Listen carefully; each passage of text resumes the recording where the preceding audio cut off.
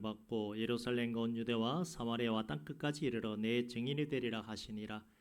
이 말씀을 마치시고 그들이 보는데 올려져 가시니 구름이 그를 가리어 보이지 않게 하더라. 올라가실 때에 제자들이 자세히 하늘을 쳐다보고 있는데 흰옷 입은 두 사람이 그들 곁에 서서 이르되 갈릴리 사람들아 어찌하여 서서 하늘을 쳐다보느냐. 너희 가운데서 하늘로 올려지신 이 예수는 하늘로 가심을 본 그대로 오시리라 하였느니라. 아멘.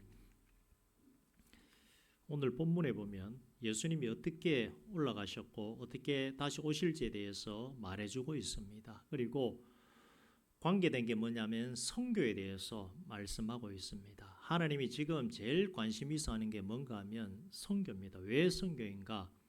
재림을 위해서 선교를 해야 됩니다. 재림 이후는 이 땅에서의 모든 역사가 끝이 납니다. 우리 지금 시계가 째깍 가고 있습니다. 근데 모든 것이 끝이 나면 더 이상 시간 개념이 사라집니다. 시간 개념이 사라지고 영원토록 할 때 그 영혼의 세계로 우리가 들어가게 됩니다. 그게 하나님의 계획입니다. 그 하나님의 계획, 그 뜻에 맞추어 가는 것이 뭐냐면 선교입니다. 그래서 하나님이 선교에 관심을 가지고 있습니다. 이 땅에서 얼마의 사람이 예수 믿고 죽을지는 모릅니다만은 그 일을 이루는 데 사용되어지는 사람을 특별히 사랑하시고 사용하시고 기뻐하신다는 사실을 기억하시길 바랍니다. 다시요. 하나님이 원하시는 것은 하나님이 계획하신 일대로 나아가는 그 일에 순종하는 사람. 다시 말해 그게 뭐라 그랬습니까? 재림. 다시 예수님이 오셔야 됩니다. 오늘 하늘로 올라가신 그 모습 그대로 다시 오실 것인데 그 재림의 일을 이루는 것이 뭔가 하면 이 땅에서 예수 믿는 사람의 수가 우리가 얼마인지는 모릅니다만은 그 수가 채워져야 됩니다. 그 채워지는 일이 뭡니까? 이 지역에 전도하면 그걸 우리가 전도라 그러죠. 근데 이 지역 주민 해봤자 얼마 되겠습니까? 근데 전 세계를 다니면서 선교 활동, 누가 예수 믿는지 모르기 때문에 그 일을 통해서 예수 믿는 사람의 수가 차게 되면 곧 예수님은 다시 오신다는 겁니다. 그래서 재림을 당기는 일, 재림을 이루는 그 선교하는 일을 하나님께서 제일 관심 있어 하는 것이고 선교하는 그 일을 다른 말로 뭐라 그럽니까? 영혼 살리는 일이기 때문에 하나님께서 기뻐합니다. 그래서 교회사적으로 지금까지 교회가 세워지고 그 이후의 일들을 보면 선교에 열심을 내는 나라와 민족과 교회와 개인은 망하지 않더라는 사실을 좀 기억하셨으면 좋겠습니다. 선교의 열심이면 내가 생각하지도 못한 은혜가 있습니다.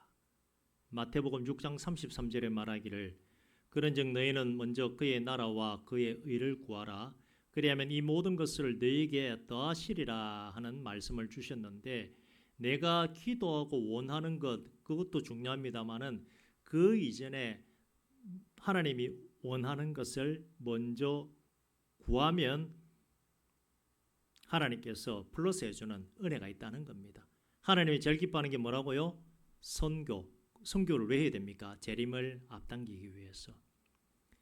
이 선교의 비밀과도 같은 사실을 알기 때문에 한국 교회는 다른 어떤 나라보다 선교에 열심입니다. 잘 먹고 잘 살기 위해서 선교를 한다는 것이 아니라 하나님을 사랑하기 때문에 하나님이 제일 원하시고 기뻐하시는 일을 하고자 선교하는 교회가 많고 선교사님을 많이 보낸다는 것입니다. 신학교에 들어가면요 남자도 있습니다만 여학생들도 많이 있습니다. 물론 우리 교단에 여자 목사가 없기 때문에 그분들은 목사가 될 수 없습니다. 그럼 여학생들은 뭐하러 갔는가? 사모님 되려고 온 사람은 한 명도 없습니다. 뭐 어쩌다가 한 명 있는데 대부분 보면 처녀의 몸으로 선교사로 가려고 신학교에 들어온 사람입니다. 여러분들 생각보다 훨씬 많습니다. 용모도 참 좋고 성격도 좋고 근데 왜 결혼 안 하려고 하느냐면 마음에 예수님 너무 사랑하기 때문에 우리들 생각보다 그런 자매가 굉장히 많습니다. 그래서 선교사로 자꾸 나갑니다. 그 선교의 열심에 의해서 누가 먹고 사느냐? 우리가 먹고 삽니다. 왜? 그들이 하나님이 열심히 하기 때문에. 세계에서 제일 많은 선교사 보내는 나라가 1등이 미국이고 2등이 우리나라입니다. 이게 은혜입니다. 집 떠나면 고생이라고 하는 말이 있는데 전혀 몸으로 외국 나간다는 자체가 어려운데 말도 안 통하는 지역에 가서 옛날에는 지금이나 전 세계를 다 나가죠. 유럽도 나가고 우리 박덕경 선교사님은 유럽 독일에 가서 선교하고 우리 최영천 선교사님은 필리핀에 있죠. 또 우리 이하름 선교사님 또 중남미 또 자메이카까지 또 가서 선교를 하는데 여자 혼자의 몸으로서 그렇게 나가는 분들이 많이 있습니다. 그들의 그 보이지 않는 열심, 우리 얼굴도 모르죠. 충성으로 인해서 한국 교회가 살아가는 것이고 우리나라를 하나님이 붙잡아 주시는 것입니다. 왜 붙잡아 주는가? 하나님 일을 하기 때문에 붙잡아 주신다는 겁니다. 우리가 기도하는 것 이상의 큰 은혜를 하나님이 주시한다는 겁니다. 우리가 선교해야 할 첫 번째 이유는 하나님의 명령이고 두 번째 이유는 선교하는 나라와 교회와 가정은 하나님의 특별 은혜가 있다. 이것만 기억하시면 됩니다. 본문 사도행전 1장 8절에 보시면 성령이 임하면 너희가 권능을 받고 예루살렘과 온 유대와 사마리아와 땅끝까지 이르러 내 증인이 되리라. 그렇게 말합니다. 성령이 임한다는 것은 성령 충만함을 입은 사람을 말하기도 하고 우리처럼 이미 성령을 받은 사람, 우리 성령 받았지 않습니까? 그래서 주는 그리스도시요 살아계신 하나님의 아들입니다 라고 하는 고백이 나오는 것입니다. 우리와 같은 이 두 가지로 말할 수가 있습니다. 성령 충만을 받으면 권능을 받고 온 땅에 가서 내 증인이 될 것이다 라고 했는데 교회에 보면 기도 생활 아주 열심히 많이 하고 말씀도 많이 읽으시고 하나님을 향한 열심히 뜨고 남다른 분이 계십니다. 그런 분들 보면 가만히 있지를 못합니다. 뭘 하는가 하면 예수 전하고자 하는 마음이 강력하게 일어나기 때문에 견딜 수가 없어가지고 전도지를 개인 돈 들여가지고 막 만듭니다. 그런 분들 보면요. 마음에 거룩한 부담감이 있어서 버스를 타고 갈 때에도 전도지 돌리고 전도지가 없으면 주보 가지고 예수 믿으세요 하기도 하고 어디 식당에 가면 식당 주인에게 또 전도지 주면서 자꾸 식당 주인 전도하려고 막 계속해서 가가지고 밥 사 먹고 합니다. 근데 식당 주인이 복음 전해 듣고 교회 오는 경우도 있습니다만은 제가 아는 목사님은 식당 전도하러 갔는데 비싼 거 사 먹어도 나중에는 보니까 소금을 막 뿌리더라고요. 목사님 나오니까. 그게 수모지요. 그게 무슨 수모입니까? 주의 일을 하다가 받는 수모입니다.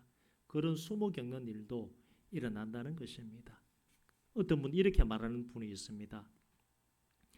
우리가 사는 이 지역의 복음화가 우선이지 굳이 외국에까지 나가서 많은 돈 들이고 그 수고하고 노력해서 선교할 필요가 있는가? 이 지역만 하면 되지. 그 위험한 곳에 가서 복음을 전해야 되겠느냐라고 말씀하는 분이 계십니다. 그러면 하나님은 뭐라고 하는지 우리 8절을 한번 보십니다. 8절 한번 보겠습니다. 오직 성령이 너에게 마시면 너희가 권능을 받고 예루살렘과 온 유대와 사마리아와 땅끝까지 이르러 내 증인이 되리라 하시니라. 근데 여기만 보면 이게 무슨 성경 관계가 있나라고 하는 생각이 듭니다만은 이게 영어 성경에 보면 이게 와과 하는 게 그리고 하는 영어입니다. 우리 중등부 초등부는 알 겁니다. 아마 어른들도 아시겠죠. 영어로 그리고는 and 이런 뜻이거든요. 그러면 원어는 뭔가? 영어 성경 이전에 원어 성경은 무슨 뜻인가? 이게 과 이게 유대와 사마리아와 예루살렘과 할 때 이 뜻입니다. 이게 원어로 보니까 카이라고 나와 있는데 이 카이라고 하는 뜻도 역시 그리고 이게 무슨 말인가 하면 동시에 같이 이 뜻입니다. 같이 그러면 성경대로 한다면 무슨 말입니까? 우리가 살아가는 이 지역도 전도하고 멀리 있는 다른 민족에게도 가서 복음을 전하라 하는 것이 8절의 뜻이라는 것입니다. 중요하지요. 우리가 지금 예수님을 믿고 있습니다. 모태신앙을 자랑하는 분도 계시고 신앙이 몇 대째 자랑하는 분이 계십니다만은 그래봤자 4대째 5대째이고 그 위로 가면 우리는 예수를 안 믿고 살았습니다. 아무리 자랑한다 할지라도 유럽 사람들 비하면 아무것도 아닙니다. 그 사람들은 최소 몇백 년, 몇천 년을 예수 믿고 살아왔고 우리는 길어야 한 150년 될까 말까입니다. 자, 그러면 그분들이 오지 않았더라면 제가 또 부탁드리는 건 오늘 여기는 없습니다만은 과거 샘물교회 사건이 있었습니다. 가지 말라고 하는 아프가니스탄에 왜 들어가서 죽어가지고 한국을 망신시키느냐 하는데 그런 말 절대 해서는 안 됩니다. 제가 다른 교회에서도 제가 이걸 부탁을 드렸습니다만은 하나님 편 드십시오. 항상 하나님 보고 계십니다. 세상 사람들이 뭐라 그러든 왜 가지 말라고 하는 곳에 들어갔느냐 하는데 오늘 토마스 선교사님 얘기 오래간만에 또 하겠습니다. 토마스 선교사님이 평양에서 목이 잘려 죽기 전에 사모님은 중국에서 풍토병으로 죽었습니다. 입장 바꿔서 한번 생각해 보세요. 우리 집에 우리 교회에서 여기 자랐습니다. 우리 애들 자라가지고 성부가 자랐습니다. 이제 20살이 되었어요. 20살 되어가지고 결혼시켜가지고 멀리 그분이 어디냐면 스코틀랜드라고 아십니까? 웨일즈. 영국 연방이지 않습니까? 스코틀랜드라고 하는 이름도 모르는 한 번씩 들어보셨죠? 거기 스코틀랜드 옆에 웨일즈라고 하고 하는 교회가 있는데 거기에서 배를 탔겠습니까? 배를 탔겠죠. 그러진 않았겠고 섬이기 때문에 배를 타고 중국까지 왔다가 제네럴 셔먼호를 타고 미국 배를 타고 대동강에 들어왔습니다. 누가요? 토마스 선교사님이. 그 이전에 사모님은 중국에서 풍토병으로 지금으로 얘기하면 전염병이겠죠. 전염병으로 이미 소천했는데 나이가 얼마냐? 30이 안 됐습니다. 여러분들 가정에 며느리가 아들하고 결혼했는데 선교를 갔는데 20대 중반에 죽으면 기분이 어떻겠습니까?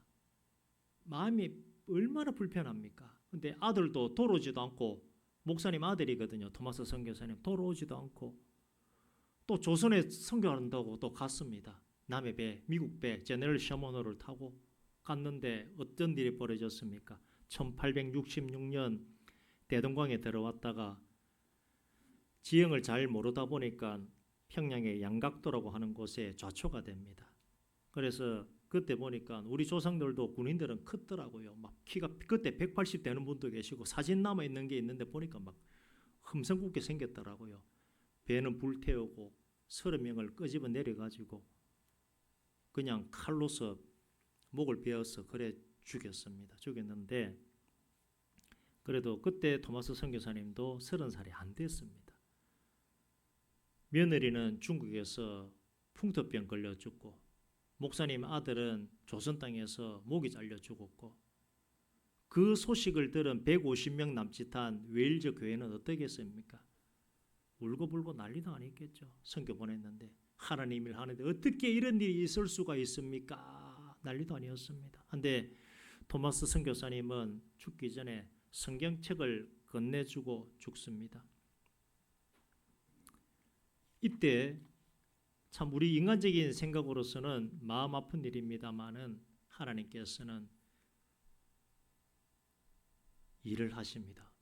사람은 죽었습니다만은 토마스 선교사님이 가지고 있는 성경은 지금 우리가 보는 성경처럼 한글이 아니라 한문으로 이제 기록되어 있습니다. 성경을 받은 사람 중에 11살 때는 이제 11살이면 지금 초등학교 4학년이죠. 그 최치량이라고 하는 소년이 있는데 이 소년이 세 권의 성경책 중에 한 권을 받았는데 요걸 갖고 있으면 안 된다. 나라에서 잡아간다라는 말을 듣고서 겁이 나가지고 평양의 박영식이라고 하는 사람에게 한문으로 된 성경책을 줬습니다. 근데 이 박영식이라고 하는 사람은 글자를 좀 모르는 모양입니다. 그래서 아이고 흰 거는 종이고 검은 거는 글이네 하면서 마침 자기 집에 보니까 이 도배할 때가 된 겁니다. 그래서 성경을 하나씩 이래가지고 참 배짱도 좋죠. 성경책을 내가 도배를 쫙 벽에 붙이고 천장에 붙이고 도배를 멋지게 했습니다. 그리고 그 박영식 그 사람 그 성경으로 도배한 집을 나중에 아까 그 최치량이라고 하는 11살 소년이 이제 자라가지고 어느덧 어른이 됐는데 집을 그 최치량에게 다시 넘깁니다. 넘기고 세월이 지나 마펫이라고 하는 선교사님이 오시는데 우리나라 말로 하면 마포 삼열 그 선교사님이 오셔가지고 최치량 이 집에 머뭅니다. 안에 뭘로 도배가 되어 있습니까? 한문으로 된 성경책으로 도배가 되어 있습니다. 선교사님이 보니까 무슨 집이 성경으로 도배가 되어 있습니다. 둘 중에 하나겠죠. 믿음이 좋든지 완전 무식하든지. 이게 어찌 된 일입니까? 라고 물어보니까 최치량이가 자세히 설명을 해줍니다. 토마스 선교사님이 순교하신 일부터 성경이 왜 이렇게 되는 것까지 쫙 얘기를 해줍니다. 그렇게 최치량은 예수님을 믿게 되고 성경책으로 도배한 그 집이 예배처로서 이제 하나님 앞에 드려지게 되었습니다. 그리고 그렇게 예배처로 시작한 그 장소가 이제 근처 널다리 고래에 있는 집을 한 채 사들여 교회가 세워지는데 그 교회가 보면 나중에 한번 찾아보십시오. 장대현 교회라고 보면 이게 기역자로 이래 되어 있습니다. 그래서 보니까 남반, 여반 이렇게 나눠가지고 중요한 건 뭡니까? 옛날에 여자분들은 조선시대 크게 대우를 못 받았지 않습니까? 그런데 어디서는 대우받습니까? 하나님 안에 들어오면 대우받는 겁니다. 교회 오니까 여종, 남종 딱 앉아가지고 예배할 수 있는 그 장대형 교회가 설립이 된 겁니다. 이뿐 아니라 토마스 선교사님을 죽인 박충근이라고 하는 사람이 있는데 그 사람도 그 성경책을 가지고서 아니 나한테 죽으면서 그 이 책이 뭐길래 나한테 죽었나 하면서 30년 동안 그걸 간직하고 있었던 모양입니다. 그래도 이제 한자로 된 거다 보니까 좀 읽을 줄 알았죠. 쭉 30년 동안 보고 있다가 나중에 누구를 만나는가 하면 마포 삼열 선교사님을 만납니다. 만나가지고 실은 내가 예전에 토마스 선교사님 목을 자른 사람이 접니다 하고 통회하고 잡아가고 회개하고 세례를 받는 그런 일이 일어납니다. 그리고 나중에 안주교회의 영수님이 되었다고 합니다. 그리고 이분의 조카 이영태라고 하는 분이 있는데 이분은 예수님 영접하고 전도사가 되었고 우리가 지금 보고 있는 성경의 3분의 1을 번역하는 그 일도 하게 되었습니다. 참 놀랍지요. 토마스 선교사님이 목배임 당한 그 일이 인간적으로 보면 마음 아프고 슬픈 일입니다마는 하나님은 그 일로 인해서 북한 땅을 변화시키는 큰 은혜, 놀라운 은혜를 허락하신 것입니다. 요한복음 12장 24절 하늘의 밀이 땅에 떨어져 죽지 아니하면 하늘 그대로 있고 죽으면 많은 열매를 맺느니라고 하신 그 말씀대로 이루어졌던 것입니다. 이후에도 계속해서 선교사님들이 한 분, 두 분 이 땅에 들어와서 선교일을 감당했습니다. 우리 경남 지역은 호주에서 많이 오셨죠. 호주 뭐 타고 왔겠습니까? 배 타고 와야죠. 비행기 없습니다. 그 시절에 배를 타고 와가지고 우리는 어떻게 해요? 통영에 있는 충무교회에서 1925년도 이쪽 거제 오셔가지고 방화교회가 설립이 되었습니다. 그 정도 역사는 큰 틀로 알고 계시면 좋겠습니다. 선교사님들이 왔기 때문에 그 이후 100년이 지나 우리가 여기서 예배하고 있는 것 아니겠습니까? 교회 역사에 100년은 긴 세월이 아닙니다. 짧습니다. 짧은데 호주가 얼마나 멉니까? 비행기 타면 10시간 이상 제가 가야 되는 걸로 알고 있습니다. 배를 타면 얼마나 걸릴까요? 그 옛날에 태평양을 건너와야 되는데 몸도 아프고 풍토병도 걸리고 그 선교사를 보면 온 지 얼마 안 돼가지고 호주 선교사님도 사모님도 무슨 풍토병으로 돌아가시고 많이 죽었습니다. 그래도 아무것도 아닌 이 조선 땅에 왜 왔겠습니까? 마음에 예수님 사랑하는 마음이 거듭하기 때문에 누가 가라고 떠밀는 거 아닙니다. 선교는 못 갑니다. 가라고 떠밀려도 내가 정말 하고 싶은 마음이 있어야 갈 수가 있는 겁니다. 선교하면 뭐 돈이 되는 줄 아십니까? 그런 거 아무것도 없습니다. 내 몸 갈아가지고 바치고 인정도 못 받습니다. 선교사님이라 그러면.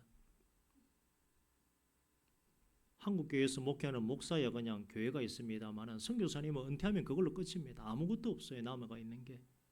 그냥 그리고 열매라도 있으면 다행인데 30년, 40년 선교해도 토마스 선교사님처럼 목에 베어 죽임을 당하는 경우도 있고 지금도 아프리카 오지 가가지고 그냥 순교하는 분 계십니다. 알게 모르게 우리가 모르고 있을 뿐입니다. 그리고 아까 말했던 샘물교회 아프가니스탄 가서 가지 마라 그랬는데 왜 갔느냐? 토마스 선교사님도 그 나라에서는 가지 말라고 그랬습니다. 조선은 위험하니까 가지 말라 그랬는데 그래도 갔죠. 왜 갔습니까? 마음에 하나님을 너무 사랑하기 때문에 내가 죽어도 가야 되겠습니다. 그게 선교입니다. 세상 사람들은 왜 법을 어기느냐 하지만 죽어가는 그 영혼들 생각하면 견딜 수가 없는 그 마음을 먼저 생각하시길 바랍니다. 그게 중요한 겁니다. 100년 전에 이 땅은 암울하고 침울했습니다. 소망이 없었습니다. 나라가 망해가고 있었지요. 강대국들에 둘러싸여 있다가 결국 일본에 우리가 넘어갔습니다마는 우리끼리 조용히 살고자 해도 힘 있는 나라가 가만두지 않고 있었습니다. 조선 말기에 그 어려운 행편에 복음이 이 나라 이 땅에 들어온 것이 정말 큰 은혜이고 더 큰 은혜가 뭔가 하면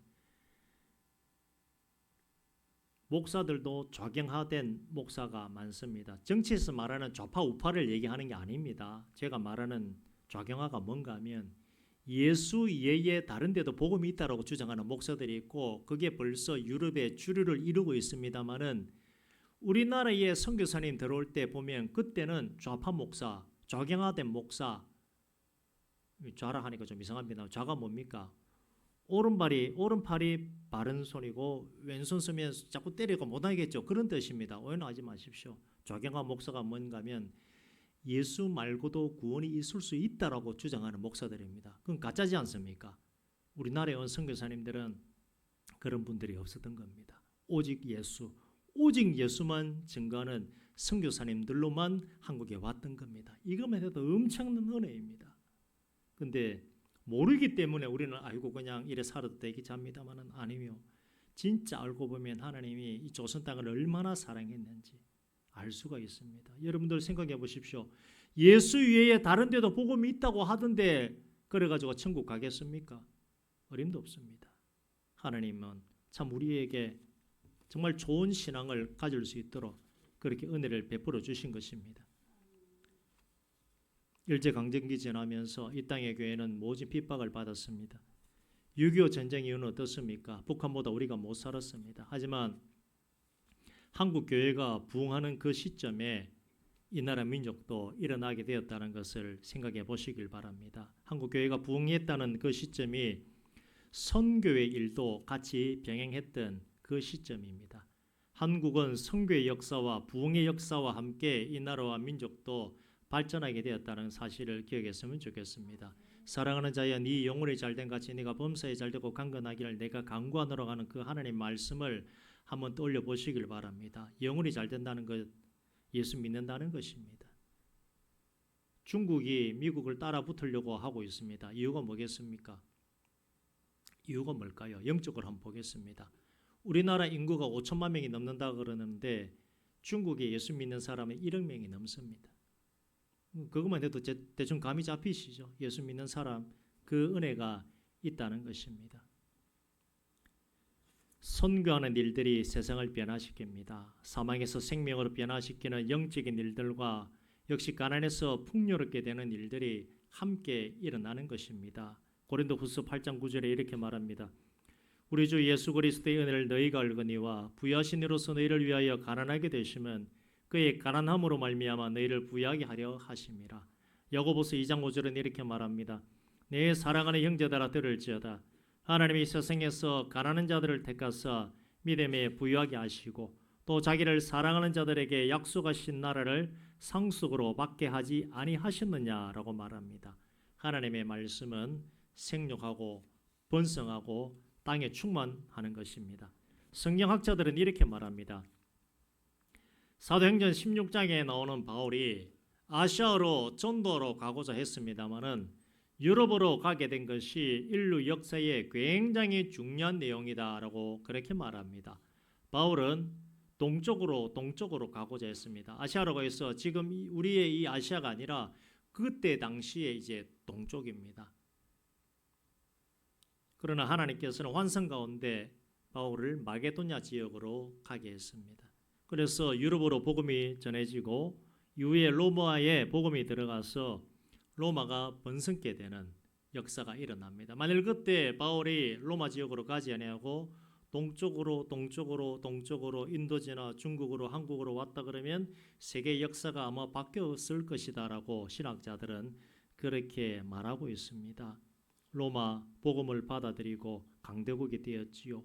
이후에 그 복음이 바다 건너 어디로 전해지는가 하면 영국으로 들어가게 됩니다. 영국 역사를 공부해 보면 뭐 노르만족, 또 앵글로 섹선족, 그리고 뭐 켈트족 이런 족속들이 있습니다만은 좀 해적질 하던 사람들입니다. 그 사람들에게 복음이 들어가자 영국이 신사의 나라로 바뀌게 되었습니다. 그리고 해가 지지 않는 대영 제국을 이룩하게 되었습니다. 복음이 들어가고 선교하는 그 나라는 하나님의 은혜 가운데 강건케 되어지는 것입니다. 또한 믿음을 지키고자 영국을 떠나 대서양을 건넌 청교도들은 미국에 정착하게 됩니다. 그리고 청교도들이 기반으로 세운 미국은 지금까지 전 세계에 막대한 영향력을 끼치고 있습니다. 지금 어떻습니까? 매번 TV 나오는 내용이 무슨 내용입니까? 미국 대통령이 뭐라고 하자 일본도 벌벌 떨고 세계가 벌벌 떨고 있습니다. 그 힘이 어디서 옵니까? 트럼프 대통령이 누구를 얘기하던가요? 예수 그리스도밖에 없습니다. 그 사람 얘기하는 거. 예수 얘기하면서 자기 하고 싶은 거 다 하고 있습니다. 이게 무슨 특권입니까?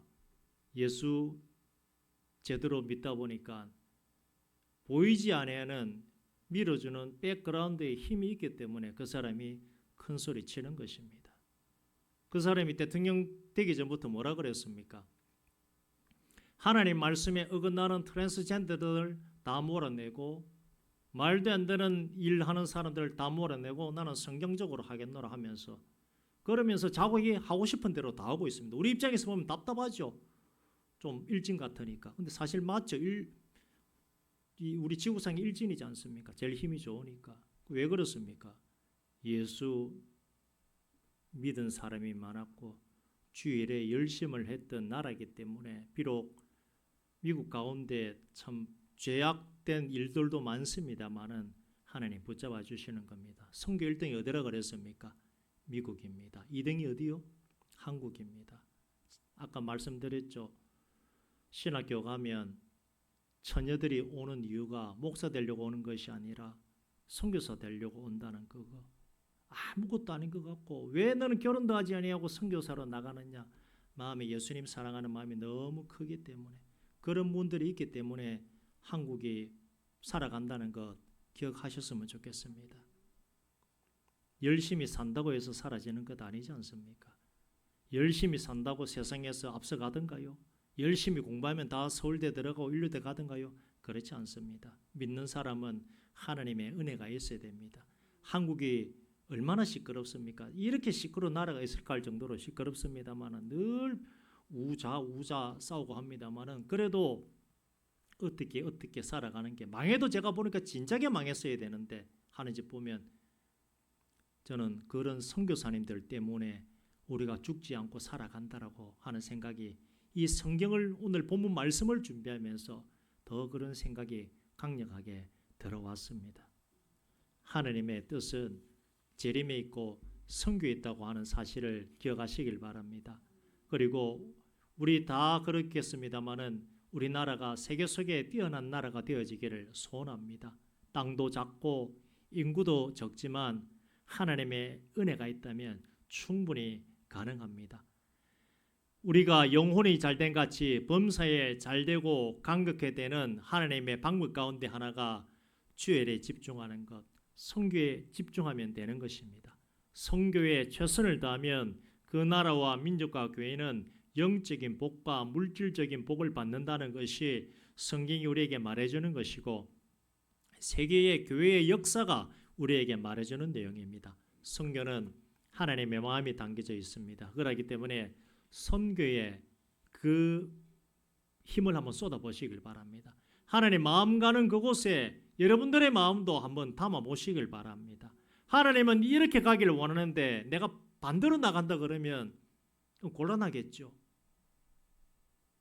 선교사로 나갈 마음이 있다 그러면 선교사로 나가시면 되고, 단기 선교도 있습니다. 내가 한 3박 4일 내가 아는 지역에 잠시 갔다 오겠다 그런 마음이 들면 혼자서라도 다녀오시면 됩니다. 어렵지는 않습니다. 연계되는 교회, 우리 교회에서 연계되는 선교사님 지금 이제 3분 됩니다만은 독일로 한번 다녀보고 싶다 그러면 독일 선교사님 해가지고 한번 다녀오는 것도 괜찮고, 필리핀 한번 다녀오고 싶으신 분은 또 필리핀 갔다 오면 됩니다. 아니면 나는 일본 한번 갔다 오겠다, 배 타고 그냥 부산항에서 일본 가서 그냥 노방전도, 아는 일본 말 뭡니까? 이라세이마세 뭡니까 이게? 어서 오십시오. Jesus I love you. 이런 식으로 하면 되는 겁니다. 왜요? 쉽습니다. 마음에 뭐가 있으면 됩니까? 열심. 복음 전하고 싶은 마음만 있으면 못할 것이 없는 겁니다. 얼마든지 할 수 있습니다. 불이 일어나면 하는 것이고, 그런데 이 마음이 안 일어나는 분들은, 그리고 몸이 이제 연세 드셔가지고 거동이 힘드신 분 어떻게 하면 됩니까? 선교사님 놓고 기도하면 되는 것이고, 또 살아갈 때 우리가 또 뭐가 필요합니까? 뭐니 해도 필요한 게 머니죠. 그래서 또 물질적인 또 후원도 하시면 되는 것입니다. 우리 이정인 장로님, 또 박정영 권사님 아들 되시는 이하림 선교사님이 멀리 이제 멕시코 밑에 있는 중남미의 자메이카에 한 2년간 선교 활동하러 또 가게 됩니다. 많은 기도와 또 관심을 또 쏟아주시면 고맙겠습니다. 우리 애들 둘까지 또 같이 가거든요. 참 모르는 사람들하고 같이 또 생활해야 되는데 그를 위해서 기도하시고, 주부에 보면 우리 박덕경 선교사님 독일에 있죠. 그리고 최용천 선교사님 우리가 기도하며 돕는 선교사입니다. 우리가 선교를 가지는 못하지만 그 세 분의 선교사님과 가정을 위해서 기도했으면 좋겠습니다. 참 제가 감사한 거는 우리 교회가 크지 않고 참 작은 시골 교회입니다만은 직접 파송은 못하지만 그래도 선교사님들 위해서 기도하고, 또 많은 것은 아니지만 또 물질로서 도와드릴 수 있다는 게 참 감사하다 하는 생각이 듭니다. 하나님의 마음은, 오늘 성경에 보니까 뭐라고요? 사도행전 1장 8절에서 11절 보니까 예수님은 올라가신 모습 그대로 다시 오실 것이다. 재림을 앞당기는 게 뭐라고요? 전 세계에 복음이 전해져야 되는데 얼마의 수가 되는지는 모르지만 그 수가 차고 나면 예수님이 다시 오실 것입니다. 그리고 예수님이 다시 오실 때의 징조가 뭔가 하면 예루살렘에 지금 무슬림 사원이 있습니다. 무슬림 뭔가 아시죠? 모스크가 있는데 그게 무너지고 예루살렘에 교회가 들었으면 진짜 마지막이 될 것이다 라고 우리가 얘기를 하고 있습니다. 유대인들이 아직 예수님 믿는 사람이 많이 없지만 곧 이방인의 예수님 믿는 사람의 충만한 수가 차고 나면 유대인들이 회심하고 예수를 믿을 것이고 교회를 세우게 되고, 그때는 정말 마지막입니다. 그 일들을, 그 계획함을 나아가기 위해서 하는 게 뭐라고요? 선교입니다. 그래서 하나님의 뜻이 어디 있다고요? 전도와 선교인데 특별히 선교에 있습니다. 그래서 하나님의 뜻은 선교에 있는데 나는 그냥 다른 것 하겠습니다. 물론 그거 해도 하나님 인정은 합니다만은 하나님 하고자 할 때 같이 가는 것이 지혜로운 사람이지 않습니까? 그래서 선교사님들 위해서 더 기도하시고 여러 가지 도울 수 있는 것 다 도우면서 하나님 뜻 안에서 하나 되어져 나아가는 우리 방학의 모든 분들 되어지시기를 주의 이름으로 축원드립니다.